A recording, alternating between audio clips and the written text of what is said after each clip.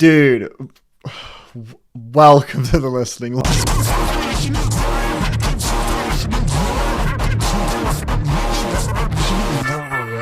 It's another week, another batch of albums and songs and stuff to talk about. Whoa! We kicked off the week with the new Bruno Mars record, The Romantic. I heard it twice and I did not hear it again for the rest of the week. It's a pretty short, skint runtime. I managed to just sort of bang it out twice, back to back when it came out. Was I entertained? Kind of, occasionally. It's well produced. It's got a nice shimmer to it, some nice melodies and chords, but it didn't really make me feel much because, much like other recent Bruno Mars projects, it's very transparent about the era it's pulling from. This is on some disco 70s kind of vibe. However, I think before, Bruno injected so much more personality and individuality to that style, especially on 24K Magic. I think 24K Magic is a lot of fun. This won the Grammy for Album of the Year, and I'm honestly not mad at that decision. I think it's a pretty sick album. You know, it's kind of all hits, all killer, no filler. There's not really any song on here I would say is even mediocre. They're all at least pretty good. But yeah, they're pulling from an older style. They have that kind of nostalgic, vintage, retro sort of vibe, you know what I'm saying?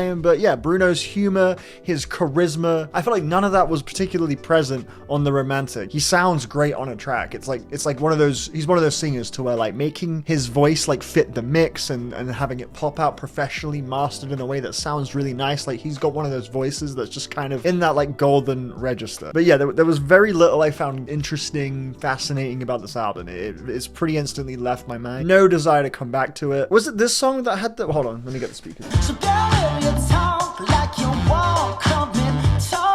Yeah, throwback, bro. It comes off cheesy and like awkward before it comes off charming. And this hook as well has the same melody as the move your feet, yeah, move your naughty. I felt so vindicated when I went to the Genius page for this song, or the Wikipedia page, and it was like, many people are saying this song rips off Move Your Feet, Move Your Feet by Junior Senior, man, which is a very core song to my DNA, by the way. My family will tell you, that was the first song ever in my life I was obsessed with. To my knowledge, I might have liked a few Busted songs before that. Like, that song just hyped me the fuck up when I was like 4. When I catch a song, kind of ripping it off a little, I'm like, you motherfucker, leave that song alone, you bitch. I get very protective.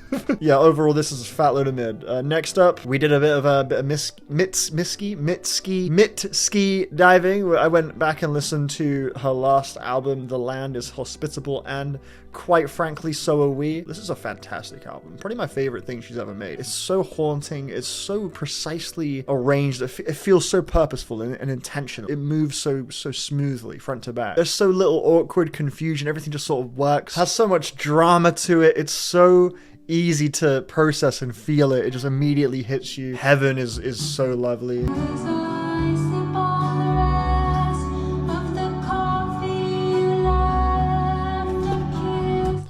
Genuinely, man.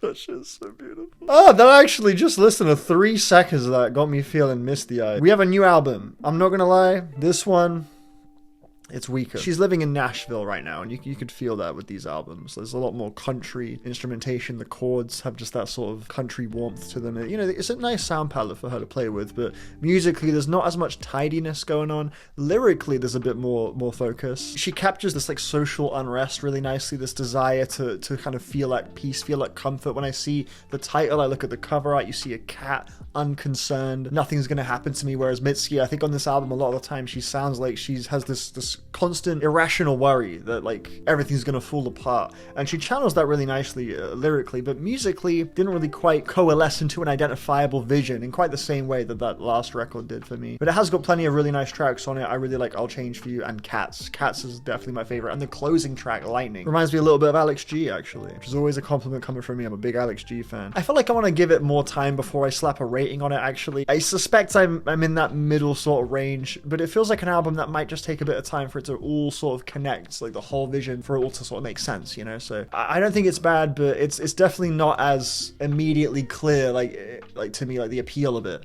as the previous Mitski record. Always nice to hear Mitski back making music. She's a wonderful songwriter. One of the best out for sure. Next up, we got Gorillaz, the new Gorillaz album. I've listened to, okay. Daniel and I will be talking about this record on the next episode of CD Smile Talk, because I know Daniel attended like a listening event for this record, so I know he's into the Gorillaz. This album, I have had a turbulent experience listening to this record. You'll see throughout the week, I'll scroll down and give you a little preview. Gorillaz the Mountain, Gorillaz Humans, Gorillaz the Nana, Gorillaz the Mountain. The release of The Mountain sent me into like a bit of a spiral. I became utterly fascinated with Gorillaz, particularly post-hiatus Gorillaz. Cracker Island is the only one I didn't get around to returning to. When I heard this, I just started to like consider and contemplate the inception of Gorillaz and the intention of Gorillaz, how it's evolved over time, where it's at now post-hiatus. Like, we're getting a Gorillaz record every few years at this point, pretty consistently since Humans came out. We've gotten quite a lot of Gorillaz material. I've just been trying to sort of I guess like place the through line or like the movement of it, and I'm kind of the conclusion that it's really confusing and weird and I don't get it. I've just been trying to probe it a little bit, and yeah, I'll open up the can of worms in the podcast episode. But man, I'm actually way more interested and fascinated by Gorillaz as a project than I realized, and The Mountain made me realize that. So props to The Mountain for that. I'm not going to disclose whether I mean that in a good or a bad way.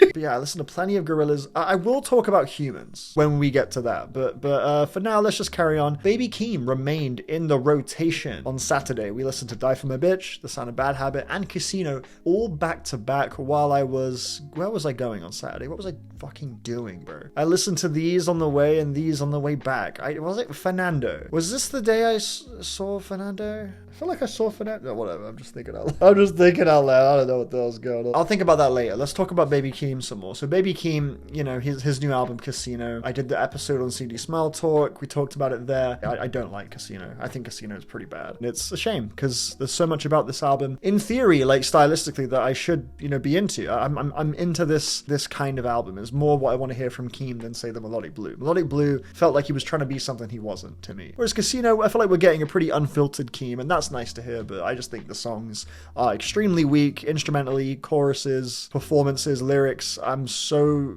unmoved by most of this material. I'm not a lyricist. I like these two, Circus Circus and Dramatic Girl, but the rest I don't really take or leave. I'm not really interested in the rest. There are parts of Casino I like. There are parts of No Blame I like. There are parts of House Money I like. But like these songs, the overall songs, I don't give a fuck. But I do think it is a nice, concentrated batch of songs that reflect what Keem is feeling, what Keem is going through very well. So in that respect, as an evolution, as a progression for Baby Keem's career, I do think it is a successful album, but that doesn't mean I think it's good necessarily. I don't like this. I don't enjoy this. But yeah, last week I said how Melodic Blue grew off me. I didn't like Casino, so I started thinking like, have I just grown out of Baby Keem a little bit? Is he just not an interesting artist to me anymore? I wonder if I still like his older ones. So that's what prompted me to listen to Die For My Bitch and The Sound of Bad Habit, because I've always thought those are really good albums, you know? Die For My Bitch, happy to report, this thing still fucking rules. I absolutely love this record. I think it's fantastic, man. It's extremely silly and eccentric, and a lot of these songs are barely fucking songs. Like My Ex, Mosh Pit, Top Ramen. I don't know, they're half-baked, but they do capture a very singular energy very well. Baby Keem as a performer is extremely unpredictable. He sounds like he's in a damn trance for most of this album, embodying some kind of weird inner spirit that's just naively obsessed with like excess. It's a fascinating persona he takes on here. All of it really emotive. I look at a track like Honest, very simple, moody beat, but it does like really capture this like confusion, this emotional dissatisfaction. Honest, 'cause I'm honest. You know who I love. Every element of the track just contributes so strongly towards the mood of it, and I just don't think I heard that same dialed in harmony on Casino, really. I felt like a lot of the stylistic choices on Casino, musically, lyrically, structurally, contradicted what I thought the song was going for, in my brain at least, how I was receiving it, and it ended up just not really meaning much to me. I thought it was a pretty big dud of a record. But yeah, I was really satisfied to come back to Die For My Bitch, and I found it very refreshing to hear. Super catchy too, like, I guarantee that you go only for the culture. Big protein. He says that in Hillbillies as well. Kendrick says it in the Hillbillies. I love the unapologetic, just hard left turn beat switches on Not My Bro and Mosh Pit. Apologize fucking rules. I really like when Baby Keem builds a track that has this emotional urgency, like Dramatic Girl or 16 from Melodic Blue. Apologize is kind of in a similar emotional moodiness. It's not as pop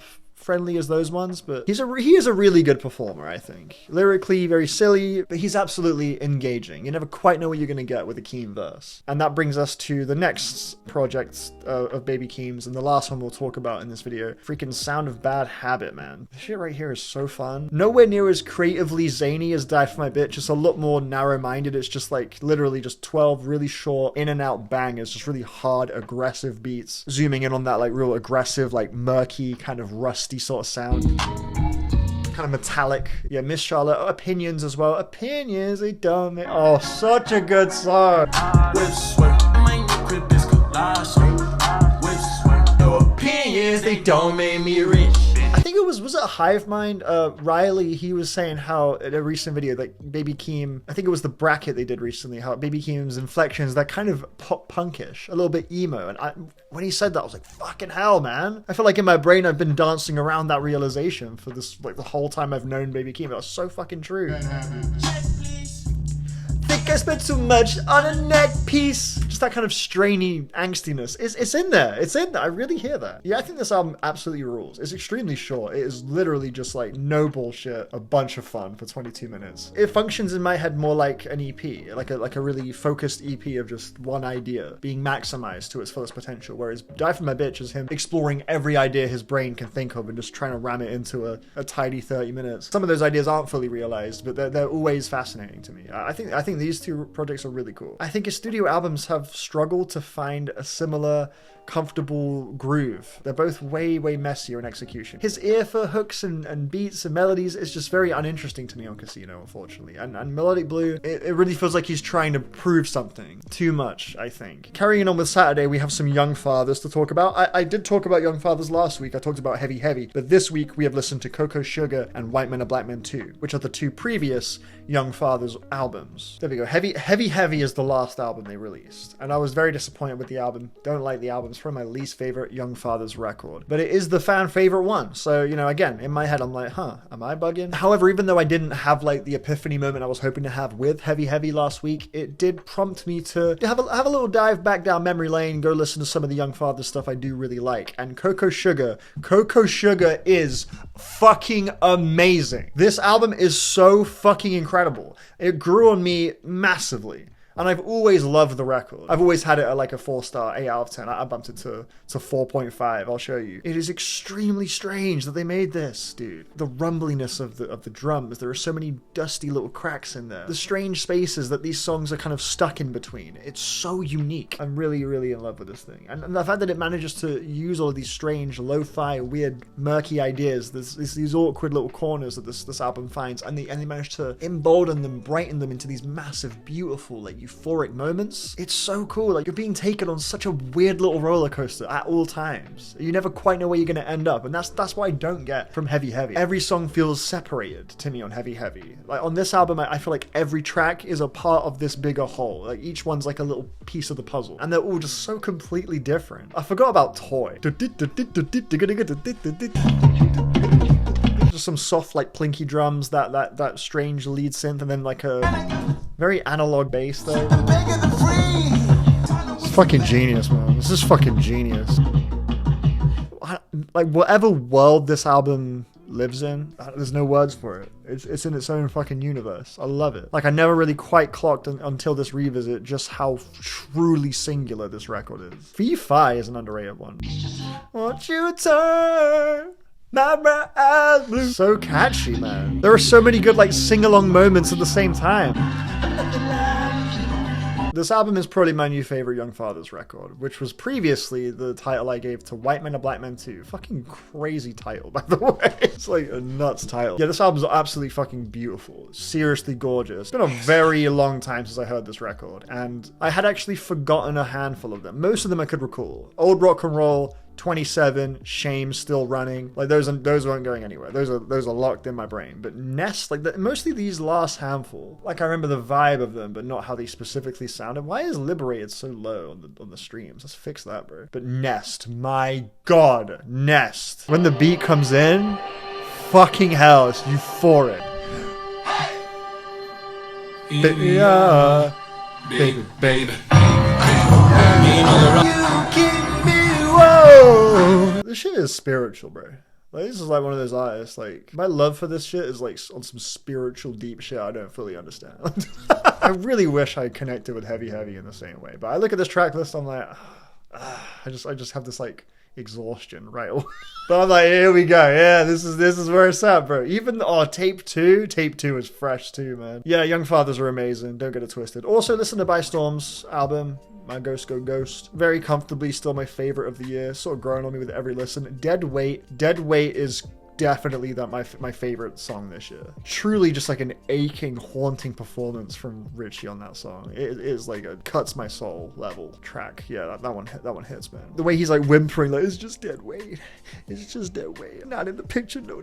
Like he's trying to convince himself or something. Like he's trying to trick his own brain into like facing a new reality that's more comfortable, but you can't quite get there. It's like he's trying to fit his brain somewhere. It's such a powerful album. Anyway, Sunday we woke up. First thing I did was I listened to this El Sweatshirt record. It was the first thing I did on Sunday. It's a great way to start your day, man. Really, I recommend it. I recommend starting your day with Live Laugh Love. His fucking flow on Static. To the giant, I need like 3 from this most recent bean harvest. Geeked off and stockpiling drip on put shit on like Steve Harvey. Absolutely styling on this thing. He's just got so much life in him on this record, man. Such a pulse to this album, like in his performance, in his voice, in his deliveries, his flows. It was a great way to start the day. And yeah, re-listen to The Mountain, but you know, I'll save that for another time.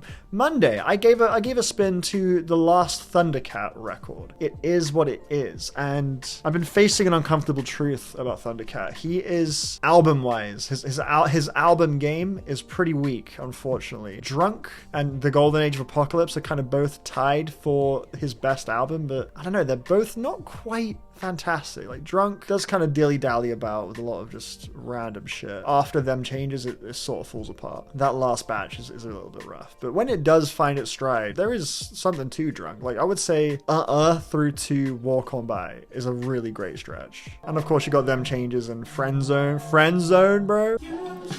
Me and the friend zone. That's their bullshit. We're talking about Drunk. Why am I on Drunk? We're talking about the one I fucking listen to. As an artist, as a musician, Thundercat is always a good thing. Like when he's featured on a thing, if he pops up as a producer credit, he's doing bass on a track, it's like, dude, that's an upgrade. Right away, the song just got better. He's an artist I do really enjoy, but when it comes to his album experiences, the deep cuts are not great, man. I think I Love Louis Cole is one of the worst Thundercat songs like ever made. Black Qualls is a mixing nightmare. The way the vocals just clash together so uncomfortably, it sounds really bad. There's just a lot of like weird mishaps. So this has got to be some of Flying Lotus's worst production. I think he was the main producer for this album. Yeah, incredibly bad production on this thing. Final Track and Fair Chance are really nice. I think Interstellar Love is really nice too. Who'll have pockets of just genuine greatness. I'm really hoping on this upcoming one, Distracted. It's been 6 years since the last one, since It Is What It Is came out. Haven't heard any of the singles. I've heard the Tame Impala. I mean, that song's been out for a long time though. I'm surprised that's even on this record. The Tame Impala track, No More Lies. I've not heard any of these other singles, so I'm going in pretty blind. I'm going to just reserve it for the release day, hear it all there. I'm hoping this is the one where he just like, he's, you know, fucking figured out or just reached like a new echelon of quality. There is just a certain gap between what he's doing and what he could be doing that's just always existed. I'm really excited to hear it. I'm always really happy when he's dropping. The spirit of his music is really nice, if that makes sense. Moving on to Tuesday, I gave a listen to The Beaches, No Hard Feelings. My buddy Michael put me on. He was saying, yeah man, this might be like one of my favorite albums of last year. And I was like, oh, for real? No Hard Feelings, The Beaches. It's like, yeah, it's cool. It's I don't know. It's pretty...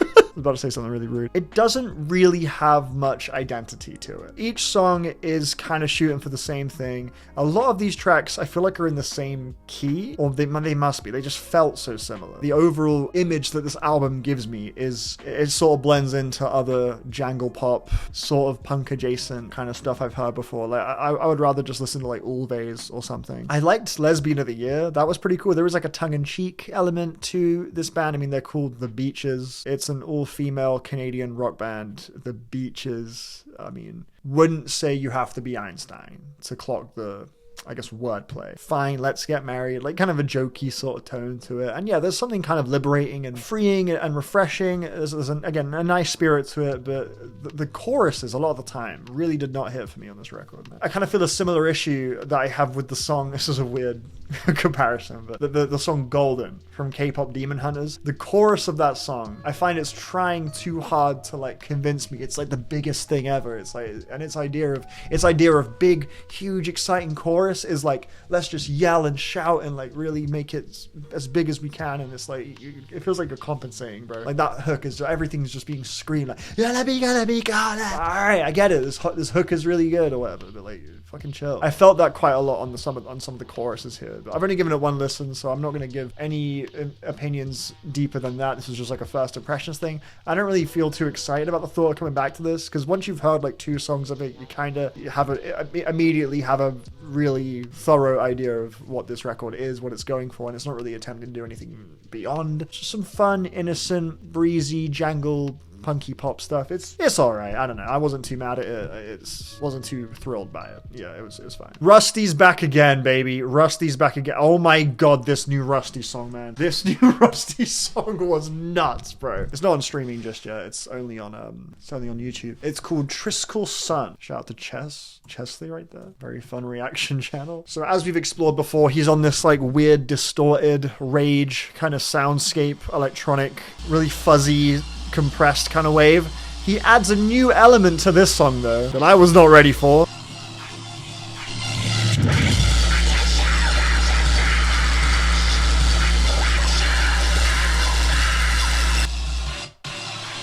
I love that part. It goes like dun dun. Yeah, I don't know, man. Really bizarre thing to anticipate an artist's return for like 10 plus years so anxiously with so much excitement, and for it to be this, for it to be such a massive, like, this is an insane departure, bro.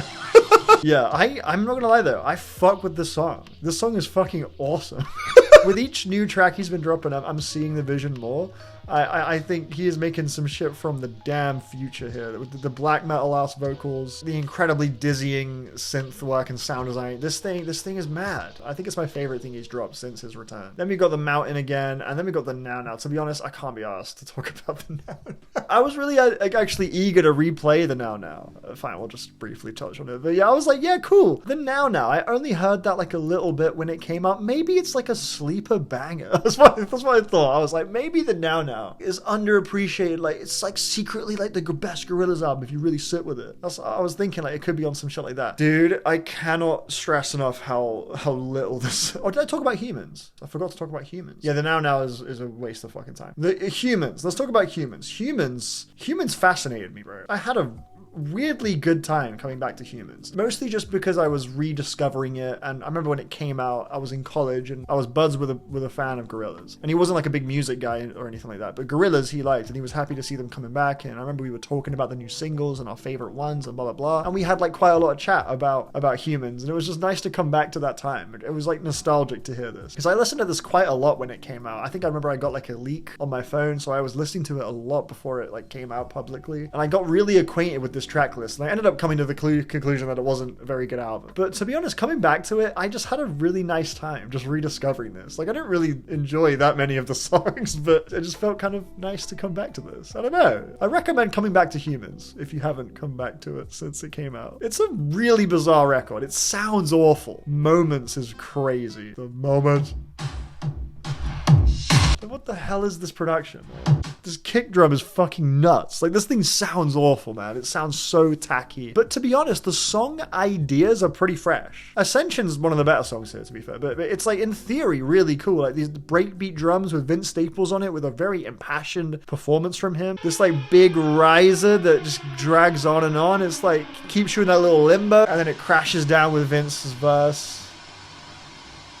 The sky's falling, baby, drop that higher. Like, the samples, the ideas, like the creativity of this record is pretty decent. Like, there's like a lot of really fresh ideas. It just sounds like shit the whole time. It's really fascinating. I forgot all the people on this. There was Pusha T on this, Mavis Staples, freaking Danny Brown was on this. Like, oh my god, man, the features they've gotten post hiatus are nuts, bro. I'm going to talk about Song Machine in a bit because I listened to it yesterday. But yeah, Song Machine, genuinely, I think did I hear Ryan? Was it Ryan Leith? Was it you that said that they just be spinning a wheel and They just spin a fucking wheel and just hit randomize, and whoever it lands on, they're like, yeah, let's collab with them. They got Elton John and Six Lack on a track, man. What the fuck is this? This album is such a mixed bag. It's literally like a compilation sort of thing. They were doing like an animated web series every week, a new episode, and each episode came with a song with a new collaboration, and this is all of the songs in the form of an album, and there's not really much of like a conceptual vision or through line between any of it. It's truly just like a kaleidoscopic smattering of just collaborative Gorillaz tracks, and some are pretty good, some are pretty whatever. I'm kind of in the middle on this album. When it lands, it's fun though. I think Pac-Man's pretty cool. Aries is like clearly the best track. The Valley of the Pagans with Beck is rough though. There was some stinkers on here. One thing I will say about the new album, The Mountain, the features do feel for the most part a bit more intentional. There's a lot of recurring features, the same names: Bobby Womack, Black Thought, Asher Puthli, Johnny Marley. They have a lot of recurring collaborators, and I do think that The Mountain does succeed in having a holistic vision that feels like each track is contributing to conceptually, which is sort of the appeal for me of Plastic Beach. I do think The Mountain is the most dialed in Gorillaz have sounded on an idea for a while. But yeah, I'll be talking more about the individual tunes potentially on the podcast. Anyway, Jamie XX In Color back in the rotation. One of those albums that never quite fully leaves the rotation, and I didn't talk about it last time I heard it. I think it was in a recent one of these videos. This is genuinely one of the best albums of all time, in my opinion. It might be in my like top 5 ever. It's just one of those ones I've really, really, truly lived with for damn near the entirety of my time as a music fan, you know, because when this album came out, that was around the time I was really, really, truly getting like immersed and stuck into new releases and watching reviews and reading reviews, radio music, blah blah blah. This album really, really floored me at the time. I'm still listening to it today, like 10 plus years later, and he's even released a follow-up album, In Waves, which is also fantastic. I think In Waves is really great. But yeah, In Color, man, like the sound of this album is absolutely gorgeous. It's one of the prettiest, most lovely, most like warm sounding things you can get your ears on, man. My favorite on this album, I think it's probably The Rest Is Noise, but Seesaw, man. On a revisit, Seesaw reached a new like tier, a new peak for me. I see it. Dude, Romy on this record, man, on both Seesaw and Loud Places. Oh my god, her performance on Loud Places. I go to loud places, didn't I take you? Oh my god. Yeah, this is really the best album ever. And that Young Thug track, man. I wanna control you like voodoo. I push you on a smear. Cause on my lights like a reindeer. My diamonds could never stand still. Fucking unbelievable album, man. Oh, I checked out the latest Square Pusher. That was really good. Dude, I need to come back to this. I was so into this, man. Absolutely beautiful interludes, by the way. These Arcteon interludes were spellbinding. But these tracks are lengthy, they are sprawling, they are absolutely bombastic, man. Had my mind spinning, man. Like, I forgot how much of a fucking demon Square Pusher is, bro. This was dope as hell. I'm gonna be combing through this one again. I've not got too much to say as far as specifics, because again, it was only one listen, but I had a really good time. And that brings us to the last day. Gorillaz, we already talked about that. Aphex Twin Syro. I listened to this because the new Bungie game, Marathon, just came out. Haven't got it. Every time I look at it, it just makes me think of Aphex Twin Syro. I can't explain why. It just feels like Syro. I look at it. When I see this, I just want to hear Syro. I just keep seeing clips of this game up here on my phone, and I was like, you know what? I want to run up some Syro. It's still the most recent Aphex Twin album. I wonder if we'll ever get another Aphex Twin album, bro.